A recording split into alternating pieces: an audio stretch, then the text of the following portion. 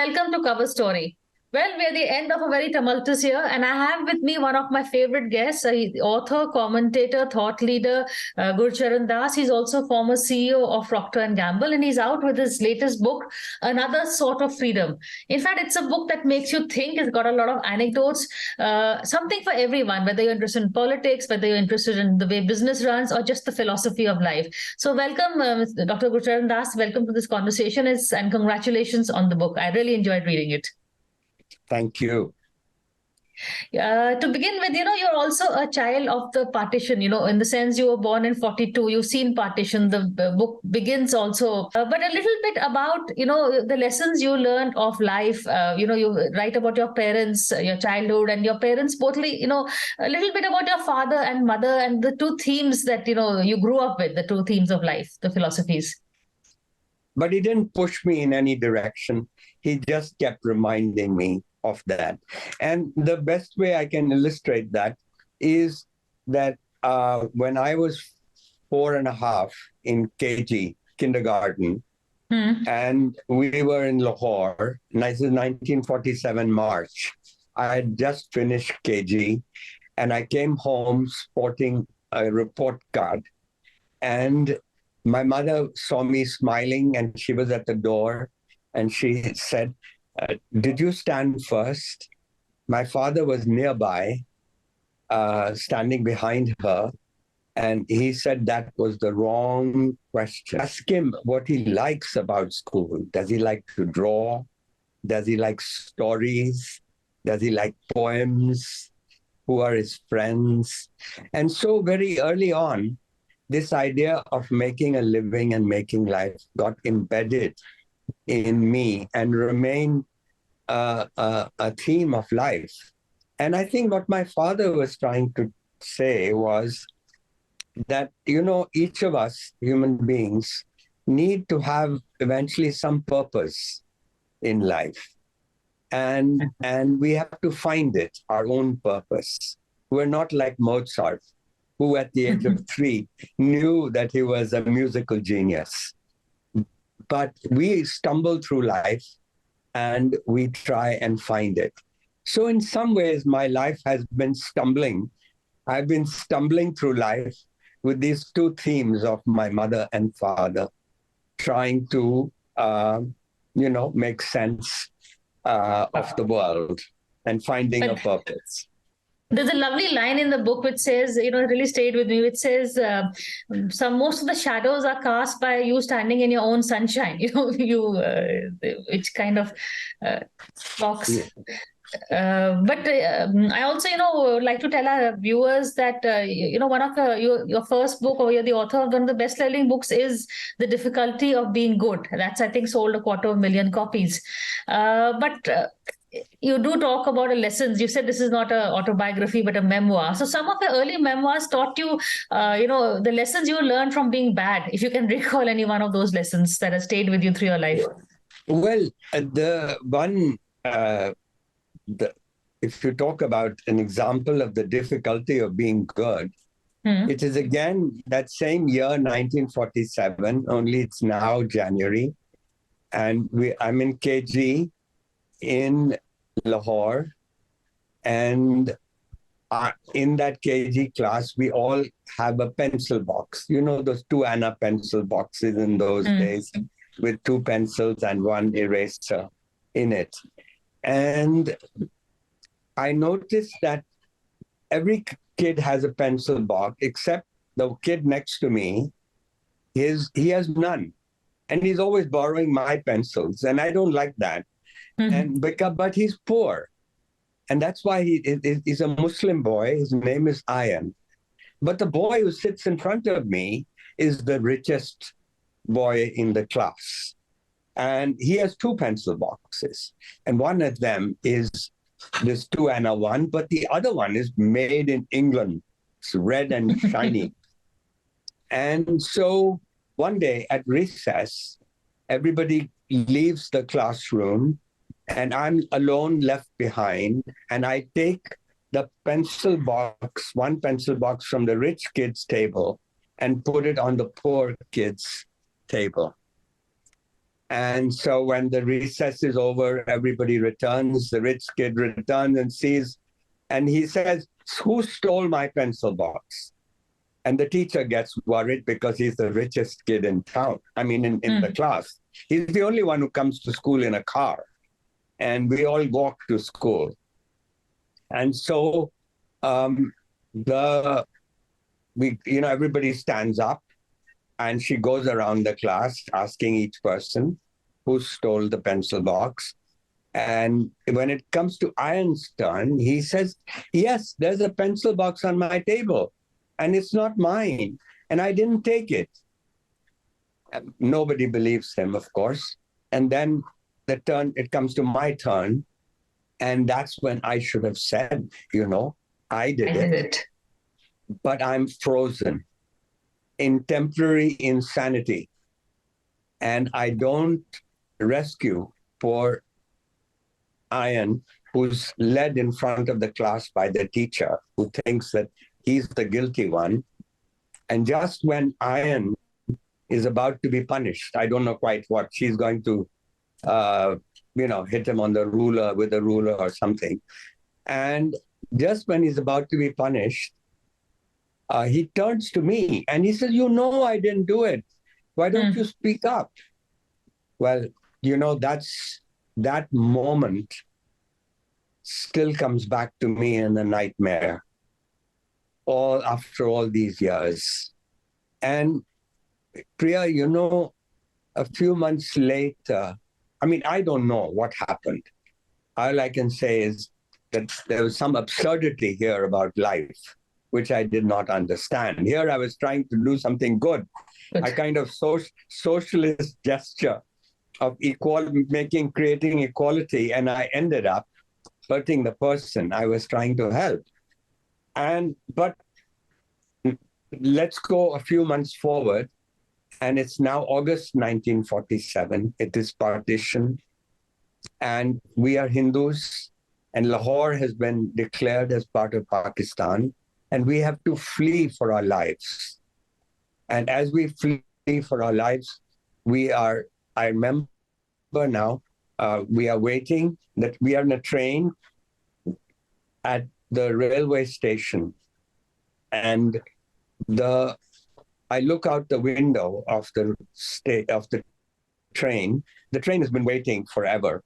And I look out, and there's a Muslim police officer on the platform keeping the peace. Handsome man, tall, and very striking.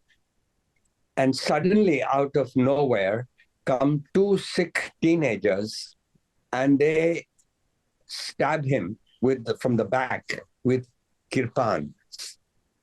And he falls down and falls dead. And my mother immediately shuts the window. Now, that incident, to me, the only way I can explain that, because that was equally absurd, what happened, that here, why did they kill a stranger? I could not understand. I can only think that, again, it was temporary insanity. Here was a whole nation that had, during partition, had gone temporary. Not whole nation of Punjab that had gone insane, temporarily insane. So I connected to the episode with Ian, which was a personal example of temporary insanity. And the other is a public, when neighbors, I tell you, our neighbors, they were Muslims and Hindus, and they turned against each other and started killing each other, living together for hundreds of years, eating together, etc., and started killing each other. So how do you explain people killing each other cheerfully in the name of religion? It turned me off religion forever, and it told me that there's an element of absurdity in our lives, that there's a temporary insanity that crowds go through, but also human beings go through. In fact, in your book, because you've also, you're also very critical of the kind of false secularism that is, prevalent, and you analyzed it, saying one of the reasons that is true because the people who are fighting for secularism are left liberals who speak in a language that most the masses cannot understand. The failure of secularism in India. Can you explain that? Well, that's what I talk about. I try to understand this phenomena of the rise of Hindutva and why Hindu nationalism rose. And I think there are a number of reasons, but one of them clearly is the failure of our secularism. Secularism is an excellent idea. Indian secularism is different from Western secularism. Western secularism is separation of state and church, whereas Indian secularism is respect for all religions. And the trouble with our secularism is that the most ardent and the most articulate secularists were our leftists. And but being old Marxists, they had contempt for religion. And they thought of religious people as a kind of low life. Marx called it the opiate of the masses, religion. And that comes through. And so what we needed was to sell religion to the people. Unfortunately, Gandhi didn't live long enough. Gandhi, during the freedom struggle, made this effort to talk in the language of secularism as the language of dharma, which the ordinary person understands. But after him, Nehru was well-intentioned. He had all the good will to do it. But unfortunately, he was a Western-oriented gentleman, and he did not speak the language of the masses. And so I think no one was able to have a dialogue with dharma, the unity, the civilizational unity of our country, and to place ideas of enlightenment the way Gandhi did, and the freedoms and the notions of liberty and equality. Gandhi, equality, he used the word Harijans. For liberty, he talked about Swaraj, but he put it in the language of dharma. And our secularists did not do so. And one of the failures was a class of ours, English-speaking elite, the Khan Market gang. All of us, we stepped into the shoes very comfortably of the departing English. And even today, only less than 10% of the people of India are comfortable in English. And yet all the serious work in the public and the private sector is done in English. And imagine, Priya, if somebody walked into this discussion of ours, they would think and they were bright people, but they didn't understand English.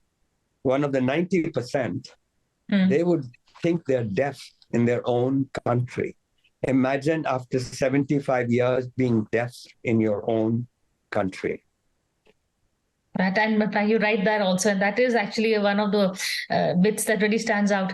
But you've also seen Fabian socialism to Manmohan Singh's reforms. You even quit your job at that point to try and sell the reform story, whether through your columns or through your works. So a bit about that, and you joined the Swatantra Party also, and your disillusionment with the license Raj, and particularly if you could tell our viewers that Vicks Vapor Rub story, how it went from becoming what you say a 100-year-old American brand to a 1,000-year-old Ayurvedic brand. I'm going to take a break, but we're going to come back and discuss this bit. So stay with us after a very short break.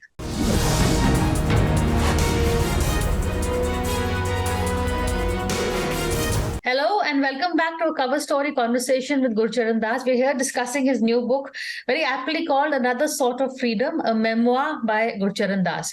Mr. Das, we were talking just before the break about the change in India's economic story and, your role or what you experience. And you're pretty rightly so very critical of the license Raj. So, your dealings with that.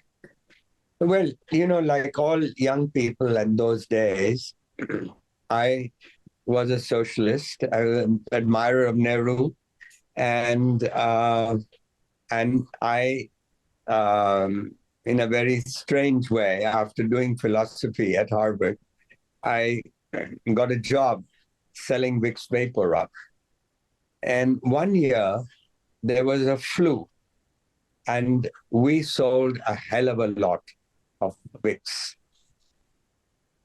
And we thought this was an American multinational company, and we were considered heroes in the whole world of Vicks. Well, it was being sold in 135 countries, and we had done the best. And just as we were celebrating, we received a summons from the government. And the summons was the fact that we had violated our license, which specified that we could only sell so many tons of Vicks in a year. And we had sold far more because of the flu. And that was a crime. and yes, it was a crime because it had, depending on the discretion of the government, you could go to jail for up to 3 years. And so my boss was not in town, and I was the senior most guy around. And so I was hauled up to Delhi, where I was kept waiting by this very arrogant joint secretary to the government. I had 2 lawyers with me, and after a couple of hours, he calls us in. But he keeps reading the newspaper of the day, and we keep sitting in his office. I thought that only happened in movies. This is real life. Then he puts his paper down, and he says, "Kya?" And I say, "So, kya hai?" And he thinks we want something from him. I showed him a summons, and I said, "You've asked us to come, so you tell us kya." And he says, "Acha, maine file nahi padhi. Batao, kya hai? What is it that you want? What's the problem?" So I explained to him that we had a certain license, and there was a flu in the country, and we thought we were producing for the country. We kept the chemist shops shelves stocked with Vicks during this flu, and millions of children and parents and families got relief from the flu by using Vicks. And so that is why I've come to explain to you why we sold more than the license. And he was obviously a leftist guy because he didn't like business. And he didn't like international companies at all.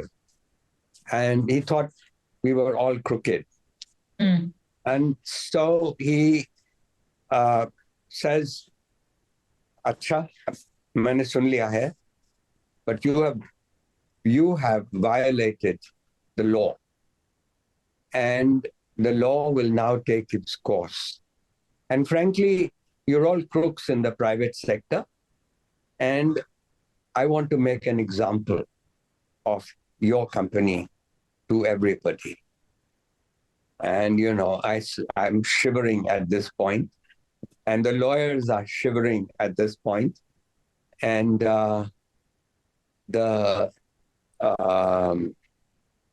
but I don't know what gets into me. Then he says, "Jao, jao," throws us out of his office. And as I'm leaving his office, I turn around and I say to him, "Sir, this news will get out in the papers. It's not every day that a multinational executive goes to jail in a country. And since we are an American company, the New York Times, Washington Post, the London papers, and major papers will carry this news, and they'll explain what had happened."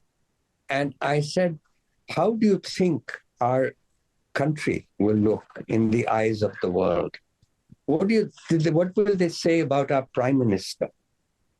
What will they say about you, who was going to recommend a jail sentence for our company?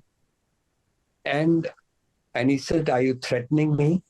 I said, "No, I'm only telling you what will happen. I won't have to leak out the news. The news will come out. It's not every day that an executive of a company multinational company goes to jail." Anyway, he said, "Jao." And so my lawyers are very upset with me. They said, "You should ask him for mercy instead of taking him on like that." And anyway, I had a lot of sleepless nights, but the government quietly dropped this case. Okay. But it shows you what it was like working under the license Raj. And from that moment, I became a libertarian. I became a critic of the license Raj. I joined the Swatantra Party. And this was my moment of truth. And so that's really what we went through. And we had a very interesting interaction with Indira Gandhi also, where you questioned her on the license Raj, and she gave very interesting answers to that. Yeah, well, it was a period.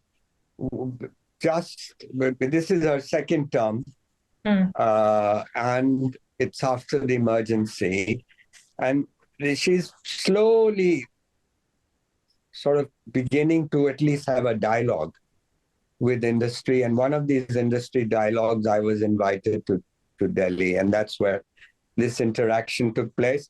And I asked her, nobody else was willing to ask her any questions. Everybody was praising her after all.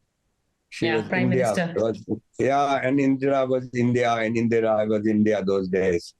And has a sense of deja vu, doesn't it? Yeah, I mean, it's really, she was dictatorial, but very charming in a beautiful silk sari on a nice, lovely blue morning in Delhi. In those days, the skies were blue.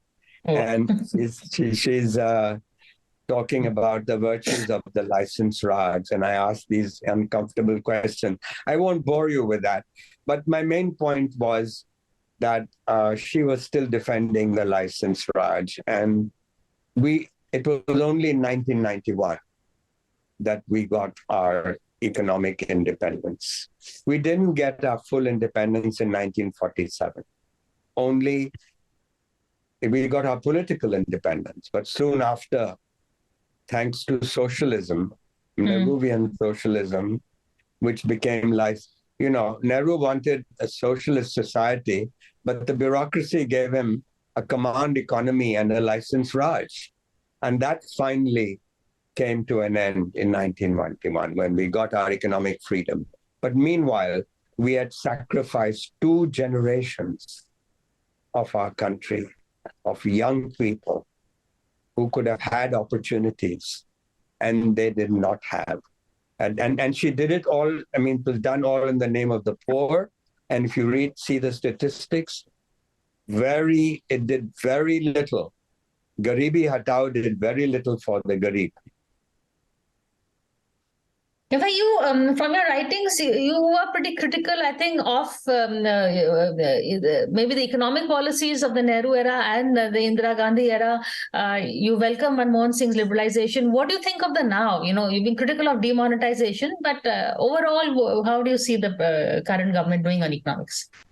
Well, I can only say this, that the economy, for the last 30 years, since 91, the economy has grown at 6.8% a year. And in real terms, net of inflation. And for a democracy, this is an amazing success story of over 30 years. And even now, we are one of the fastest growing economies in the world. So that's the good side of the story. the happy side of the story. And certainly, thanks to the reforms, unlike the license Raj of 40 years, in the last 30 years, 400 million people have climbed over the poverty line, Tendulkar's poverty line. And the middle class, which is basically government officials, it was 9% before the reforms. It's now over 30%. But there's a problem. And the problem is that we have not created the jobs that almost 7% growth should have created. And why? Because we've not had an industrial revolution. What we've done is we have jumped from a green revolution in agriculture to an IT revolution in services. So, but we have missed the middle. Most countries do it with manufacturing. And manufacturing today is almost 16% of our GDP. And the fact is, how will we take the poor, the farm? We have 45% of our population in agriculture. How? And that's surplus. A lot of it is surplus. Right. How will we take those people from the farms to higher income and higher productivity jobs? They can't all become IT workers. So the way the East Asian tigers did it, and the way China has just done it, is through manufacturing, the export of labor-intensive manufacturers. And our exports of manufacturers is less than 2% of global exports. So that is where we have failed. Now, I'm hoping maybe services will drive more jobs. And there are all kinds of services. They're not all IT services. And certainly India's record is stellar. We are one of the leaders. But I still feel that there's a global trade of $26 trillion. And we deserve, and particularly when multinationals and companies, these exporting companies, are exiting China because they're disillusioned, we ought to get that business and we ought to get our share and solve the problem of jobs. And we talk, Mr. Modi wants to become a developed country by 2047. But this won't happen unless we can solve this riddle of jobs and unless the middle class, as in the Asian tigers, is 50-60% plus of the country. And on that note, thank you so much for talking to us. And I leave you with the last question on the book. Who do you think would have been prouder of you today, or whose ambition have you fulfilled more, your mother's or your father's? Have you lived your life, or have you just made a living? Made a living. Yes. I did make a living for all those years that I worked in the business world. And I did make a life by becoming a writer. I did make a life because I went to university to become an engineer, but I fell in love with the liberal arts and did Greek tragedy and Russian novel and Bauhaus architecture and Beethoven's music and Renaissance painting, so many other things that the world that was opened up for me. And why I can write the kind of books I write today is because of that life I made at the university. And now, though, after 25 years of working in the business and 25 years of working as a writer, I feel, I wanted to be a better human being when I became a writer. But now I've discovered that actually business people are better human beings than writers or artists. And why? Why? Because business people depend on others. They need customers. They have suppliers. They have employees. They can't do everything themselves. And so they learn very early interdependence. They learn to respect others. A writer, for God's sake, he lives in a bubble. He doesn't know if anyone else exists in the world. And really, I find today that my friends in business were better people than my writer friends today. Okay, on that note, thank you so much for meeting us, sharing with us, and all the best for your book. We await the next chapter. But in the meantime, thank you so much, Gurcharan Das, for talking to us.